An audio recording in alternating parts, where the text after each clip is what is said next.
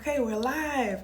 Hello. All right, so today we are going to be talking just a little bit about why spring cleaning your self-care routine very well might be a good idea, okay? But first, we're going to start out with an analogy today because I really want you to see this picture. I want to paint a picture for you so that you can really start to understand where I'm coming from on this particular topic.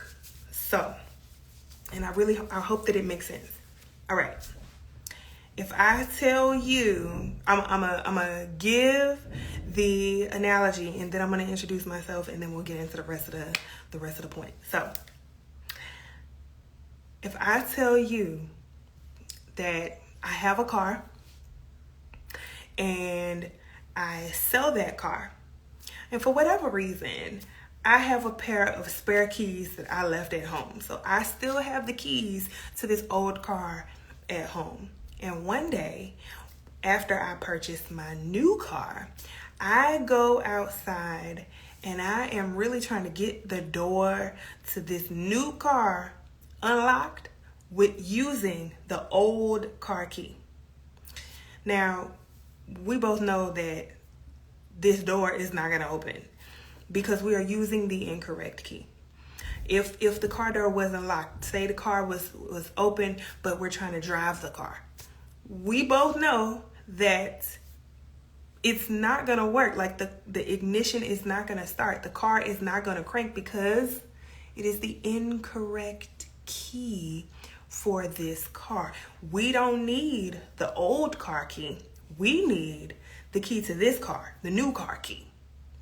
So when we talk about self-care, why do we try to bring old routines into our new seasons of life? Why do we not think about the repercussion of failing to spring clean our self-care routine in our actual everyday life? Okay, so that's where we're headed today. I'm going to introduce myself and then we're going to hop into the points. Hello. My name is Kahdija Imari and I am a self-care lifestyle strategist and the founder of COCO Love. I am here to help ambitious women prioritize their peace and do more self-care in real life. But today we're going to continue the conversation about why spring cleaning your self-care routine is actually a good idea. So if you see me looking over here, that means I'm looking at my notes. Just wanted to let you know that. Okay, so that was a good analogy, right? I thought that analogy was very befitting because so many of us, we do have cars and we can relate, right? I know that I have pulled out the wrong key for my apartment. You know, I have pulled out the wrong key for my post office box before. Like, how many times do we go around trying to stick the incorrect key into a keyhole? But when we do it, we expect it to work. At the time, we don't think it's wrong. At the time, we are so sure this is the right key. This is gonna work. This door is going to open. This car is going to start. This box is going to open. This door is going to open. And then we're shocked when it doesn't. So I kind of don't want you to be shocked when something in your self-care routine does not work once you hit a new season of life. So let's go over some of what those new seasons might be for you. And then we can talk through how to do the spring cleaning. What might that process look like? Okay, so I have four possible ideas over here on the seasons in which you likely will experience a shift in whatever you're doing for self-care. And then I have 4 points for you on how to spring clean your self-care, how to go about refreshing the routine. Okay, let's get into it. A new job. That might be the most obvious one.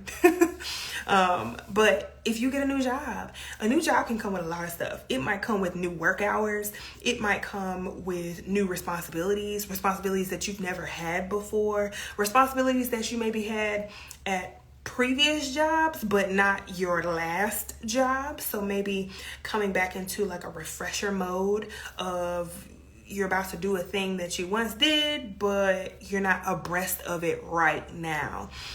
Maybe there's going to be some new demands on the job. Maybe the job is shifting or changing. That's kind of like point number 2 with new work hours. Something is changing at the job. So your job itself didn't change, but something about your current job has changed.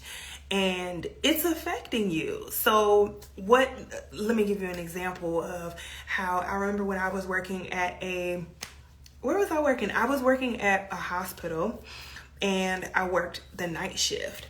But prior to me working at a hospital on the night shift, I worked at a chicken joint. I was working at a restaurant and the restaurant was open during the daytime. And so it was very, very different for me to work at the restaurant during the day versus working at the hospital at night. Very different experience, totally different, like how I manage my off time, what I was even able to accomplish in my off time. I ended up preferring the hospital job, not only because it was more pay, but because, it allowed me to get things done during the day, pertinent things done during the day that I felt rushed to do when I was working at the restaurant. So working at the restaurant, it was from the morning time until the evening time pretty much. And so I would have to try to figure out, okay, when am I going to get to the post office? Am I going to be able to make it to this place before 5 p.m.? I got to think about traffic and all of that. Versus having the nighttime job at the hospital, my whole morning was free. I didn't have to go into work. I don't think I had to be into work until 2 o'clock. I'm not sure. I don't remember. It might have been 2 to 11 or 3 to 11 or something like that. I don't know. But it was really nice to have that option of I can go handle business things that I need to handle for my personal life in the morning time, because most businesses are open at 7 o'clock or 8 o'clock or 9 o'clock. That gives me 3, 4, 5, 6 hours before I have to be into work. How can your self-care be affected in seasons when seasons change? At work, we already described some of those things. I also wrote down commute time. Oh, that's especially if you get a new job. Oh my goodness. So what was the worst commute time I've ever had? I don't remember what the worst commute time I've ever had is, but I remember that my self-care was definitely impacted when I moved further away from a job that I had. This was a few years ago. And I had my drive time was like 30 to 45 minutes. And don't let it be snow outside. Like, it was a thing. And so I got used to it over time, but that took immediately either an hour or an hour and a half out of my day. I wasn't used to having that hour and a half just be missing. I was used to like maybe 30 minutes, 20 minutes, maybe tops being missing, because I live like around the corner from my job. So I was a little bit spoiled in that way. But when that shifted, I needed to shift my schedule. I needed to shift, okay, well, how am I going to show up in a different capacity to make sure that my self-care is already also being taken care of and I don't feel like I'm abandoning myself, but also I'm able to do the other stuff that I like. So I'm able to still spend time with friends and family, still go out and have a nice time, go out to the movies, go shopping. Like, how am I going to restructure my day, my week, my month, all because something major in my life has changed? Some other ideas on things, seasons that could give you a clue as to I should probably be checking in on my self-care is if you're a new mom. Now, I love this. Like, it is awesome for you to be a new mom. But you're going to have to realize the fact that being a new mom absolutely is going to throw a wrench in your self-care. That baby not going to let you be sleeping. and if the father is in the home, if all of y'all are living in the home together, oh my goodness, hopefully, I can't say at least you would get a little bit of rest, because you can switch on and off, but hopefully you will be able to get just a smidge more rest because Papa can switch on and off with you. But like, you can't bank on that, right? Because you the one that has the supply. Right? You have the supply in your body of the food to give the baby. And so it is going to be difficult. How will you do self-care while also going through this change of seasons? You can't be a new mom, brand new, I'm talking about arm baby, and still expect to do the exact same things you were doing when you were a single woman, when you were just a married woman, right? Married, no kids. That is a very different season from being married with kids. That is a very different season from being single with no kids. Like, all of the seasons are different, and you need to respect them as such, acknowledge them, and then respect them as such, so that you can give your self-care time the type of acknowledgement that it needs, so that it can have the type of respect that it needs, so that it can really be prioritized in your day, possibly more importantly, than in any other season, right? Because I would argue that in motherhood, maybe you need even more self-care than what you used to need, right? Maybe the length of time that is required for you to sort of rejuvenate, maybe it's a little bit longer, because so much of your energy is being drained, right? On a daily basis, on an hourly basis, to be honest. So maybe that's the thing. I don't know. I have not been a mom to a child yet. I am a mom to my little one, Axel, my little wolf baby, my fur baby. So new bills. That is also another thing. You got some new bills. You just bought a new house. You just bought a new car. You just bought a new boat. I don't know.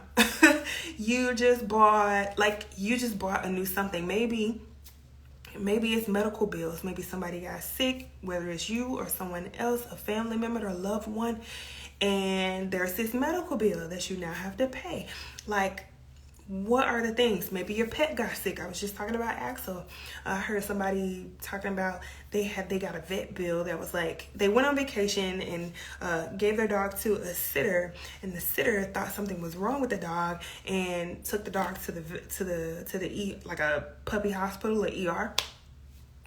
And lo and behold, the couple comes back home from their little mini vacation over like a weekend or something, and they got a $2,000 medical bill sitting on a dining room table. Like, how crazy is that? Just to all of a sudden owe $2,000.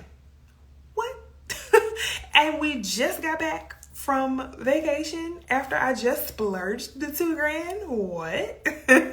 So, like, new bills, being a new mom, having new work hours, having the same job but something shifting around at work, or changing your job entirely. It's a whole new job at a whole new company, at a whole new location. The distance is further away, or the distance is shorter. Like, all of those types of things are ways in which your self-care routine can be impacted by a change in the season that you are in your life. All right, so let's talk about how to actually do the spring cleaning. And I hinted at it a little bit earlier, but we're going to get into a few of the specifics right now. So here's the steps. The steps I want you to take, and I have lived this. Like, I have done this process. I know that it works. If you were to enroll in a mentorship program with me, this is what I would give you. Like, I'm going to be writing a book about this soon. Like, all the things. Okay, you ready? Here we go. How to spring clean your self-care. grab your pen and paper. I want you to talk yourself up instead of down. It is so important what we say to ourselves. What we say to ourselves when we know what we're saying to ourselves, and what we say to ourselves when we don't know what we're saying to ourselves. My belief is that we are always communicating something. But the question is, do we know what we're communicating? And did we communicate it intentionally? We're always communicating something. But did we communicate that thing intentionally? Now, when I say we're always communicating something, that includes communicating to yourself, communicating to other people, all of the things. I believe that self-talk can be one of the most powerful things, but it can also be one of the most detrimental things to any given person on this earth. Any and all. You've got to get your self-talk under wraps. Because if you are saying things to yourself like, I just don't have time to go do the self-care, or I need more space. I need more time. I need more, like you want your self-care to be big, right? Like you want your self-care to be lavish. You want the 2-hour massage package. You want the vacation, right? You just got back from a vacation, but you want to go on another vacation, but you don't have the money for that vacation, nor the PTO time, right? Like, but you always want your self-care to be big, this huge act, right? You want more. And you're telling yourself you don't have enough right now, but you want more. You'll get to the self-care once you are able to book the more. That's not great. What are you able to do for self-care right now? In the midst of your stress right now? That is the type of question I want you to be able to ask yourself eventually, okay? But when it comes to your self-talk, I really want you to take stock of what are the thoughts that you think immediately when you have the desire to do self-care. You realize, oh my gosh, I'm so tired. I really need to go do some self-care. What is your next thought? As soon as you think that, what is your next thought? If you don't know what your next thought is right now, as I'm asking you, I want you this week, I want you to take a tally. I want you to grab a journal, grab a piece of paper or something, and go write down what your next thought is. As soon as you think to yourself, oh, I really should go do some self-care. Or, I'm really tired. Or, oh my gosh, I'm too stressed for this. I need to go sit down. I need to go relax, right? What do you tell yourself immediately after? Do you tell yourself, oh, there's no time for me to sit down. I just can't. I can push through this. Or excuse me, I'll get to it after. I'll get to it when, right? Like, you need to know how you're talking to yourself. Why? If you don't know how you're talking to yourself, how you are naturally responding to your desire to take better care of yourself, to do more self-care, if you don't know how you're responding to yourself in that moment, it's going to be very, very, insanely difficult for you to course correct that thing. You basically have to reverse the thing that you currently are doing, because that is the point of friction, right? So please grab a notebook, grab a pen, grab a paper. You can even go grab a download. I will drop it in the link below, in the description box below. There are tools out there where you can just jot down what your thoughts are really quick. What was the trigger? What was the thing that you thought as soon as you were like, I need to go do self-care? Then what? Did you shut yourself down? Did you talk yourself out of it? Did you bully yourself? Were you like, oh my gosh, I can't possibly do anything for me. Like, I gotta do this, and this for my child, or I gotta do this, and this for my pet, right? I for sure went through that. It was a very tough time for me. When I was in the potty training phase with Axel, I felt like I needed to come home all the time. Like, I would wait to the last minute. Like, I would be outside with him right before I went to work in the morning. I would rush home on lunch, walk him. I would rush back home after work, walk him. And it was a thing. And I started to feel so, like, what started as like excitement and like, I'm overjoyed to do this, it slowly became like this burden. And I couldn't figure out why I was starting to feel so tired. I was like, is it sleep? Am I sleeping well? It was baffling me. But then one day, I realized not only was I starting to run out of steam, but I also looked around and realized, I go home every day on lunch break. And I was doing that for months. I think like 6 months or something. I don't remember. I was doing it for quite some time. And I just felt so relieved once I had a conversation with a few people around the office, and I really realized, wow,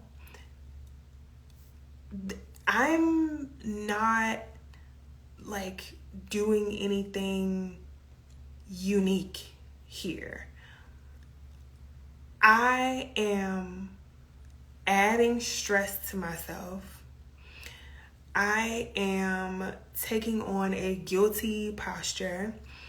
I am feeling self-pressured into doing something that I didn't really know that I was signing up for, to do it for like a long-term situation. Like, I didn't have a grasp on, is this ever gonna end? You know, I hadn't thought about it in that way. And so when the time came around for me to be presented with the opportunity of possibly thinking of it as, oh, you don't actually have to go and walk him out every single day on lunch. Like, you can stay at work. You can rest. You can eat your lunch. I also wasn't eating lunch as much. Like, it always felt like rushed because I wouldn't eat during the actual lunch hour. I would leave work for lunch, come home, walk Axel, go back to work, and then eat lunch at my desk at work while working. It was dramatic. It was not a great time, is what it was not, okay? I was so stressed and I felt so overworked, and I just had like tension. It's the best way for me to describe it. I just didn't feel rested, and it was like I was always going. And I did not like feeling that way. And so, yeah, to make a long story short, I figured it out. I figured out what the different thing was that was pushing me off kilter. And the thing that was new was the fact that I had Axel. Okay, got it. I can't change the fact that I could, but I love Axel. I'm not getting rid of him. So what exactly is the thing that I'm doing within my daily schedule that is helping me to feel like I am not getting as much rest as I need, much mental relief? And I tried something new. I said, I'm going to leave him at home. I trust him to actually not potty. Like, he was fully potty trained, and I was still doing this, like, as if I didn't trust him, because I didn't. I was the one that was worried. I was the one that was like, oh my gosh, like, it's going to be a problem. Like, I have to get home. I was all types of worried for nothing. Dude was trained, fully trained. Why was I freaking out? Still to this day, I don't believe there was a valid reason to which I was freaking out. I think it was just motherly instinct. Like, I just felt guilty. I was holding myself to the fire. I was hovering. I wasn't helping, right? So, Papa, it's okay. It's okay. So, I apologize, y'all.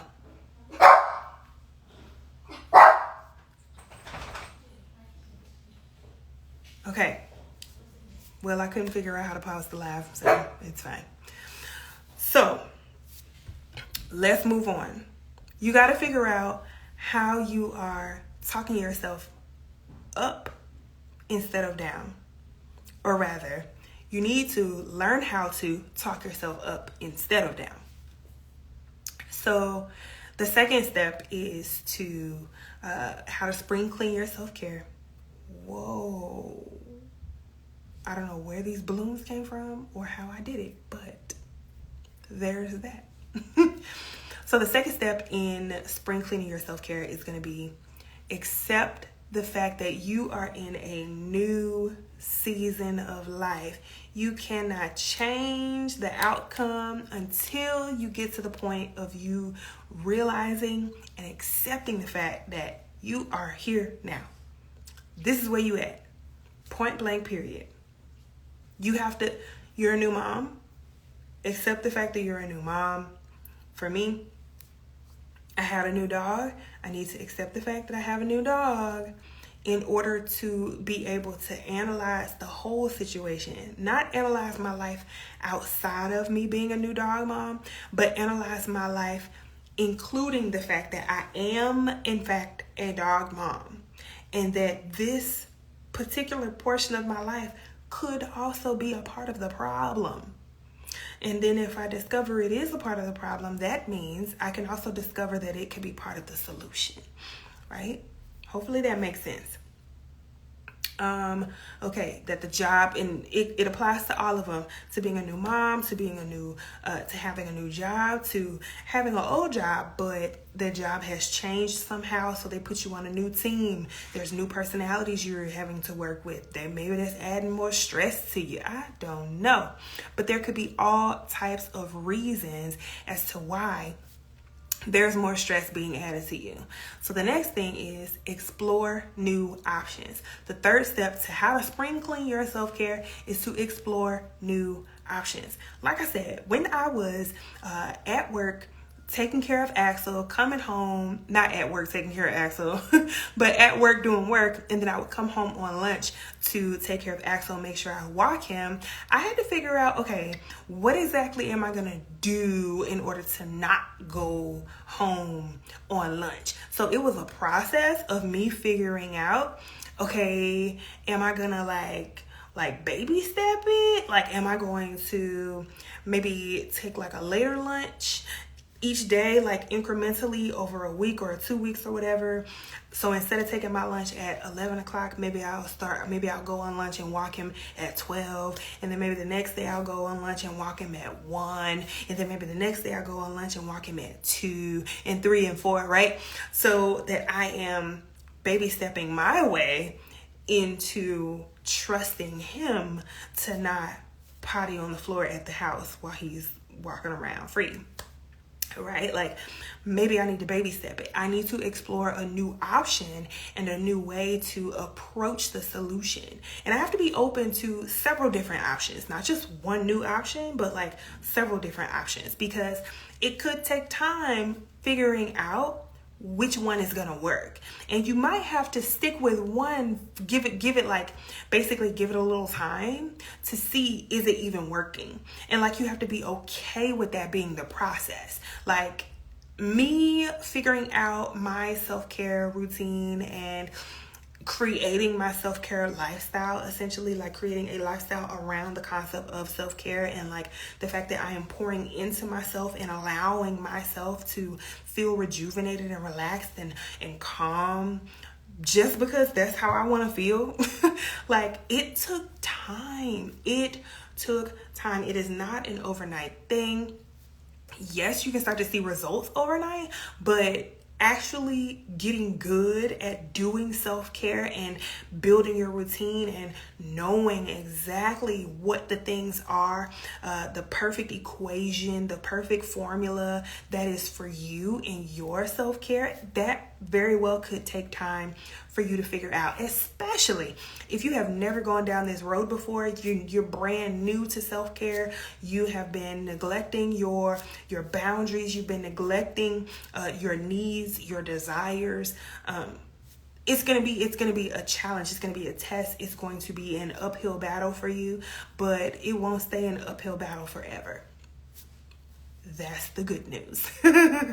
Okay, so number 4 on how to spring clean your self-care is I need you to embrace the new solutions that you see are working. So how would you do that? Going back to the example that I gave you about Axel on my lunch breaks, once I think I tried it I gave it like a week for sure. But like the first day, I remember feeling like, I'm so proud of him. He didn't poop or pee on the floor. What? I'm so happy. And then like the second day he did it in a row, I was just as excited. And then the third day I was like, okay, I see you. You grown or whatever. And then by like day 5, I was like, good boy. It wasn't as big a deal. It was like, okay, this is the new expectation. Like, I know that you know this. You know that I know that you know this. Like, we all know. We in the know. Like, you can't fool me anymore. I am aware of the fact that you are equipped. You are able to handle this challenge. Ooh, this gives me an idea about a future live I will do, a future video that I'll put up about how to sort of empower other people to support you on your self-care journey by them picking up their own slack. So, yeah, like they can show you what are the results that are coming back from you testing out a new way to do self-care, a new strategy of doing self-care. There's going to be evidence there, and you have to like be looking at it and seeking it, and then you have to embrace it. The fact that you see this evidence and you're going to accept that it's true, and then you're going to run with it. Because if you see that something is working in this new season of your life, you see that this one thing that you did try, maybe you tried 5 different things, but you tried this one thing and boom, this changed how you feel about self-care. You actually felt relaxed as a result of doing it. You actually felt, a little bit rejuvenated, right? Then you can continue to test that specific thing. And you can say, okay, I'm going to try that again. And then you try it again. And what do you know? It works again.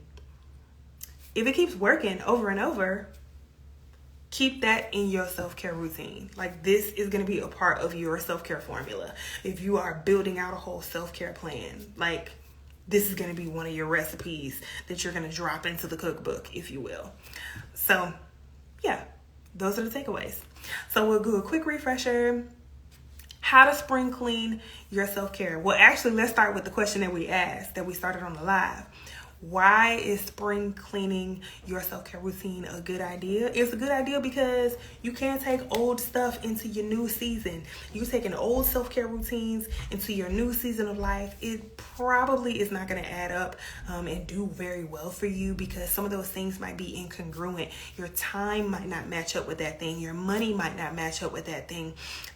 Your physical body might not match up. Your social battery might not match up. Like, there are so many ways and reasons in which you need to sort of do this refresher of your self-care routine at a minimum every 6 months, but especially anytime there's something that changes in your life. You're entering into a new season, whether it's a new job, maybe you're a new mom, maybe you have the same job, but something changed at your job. You have a new position now, a new role.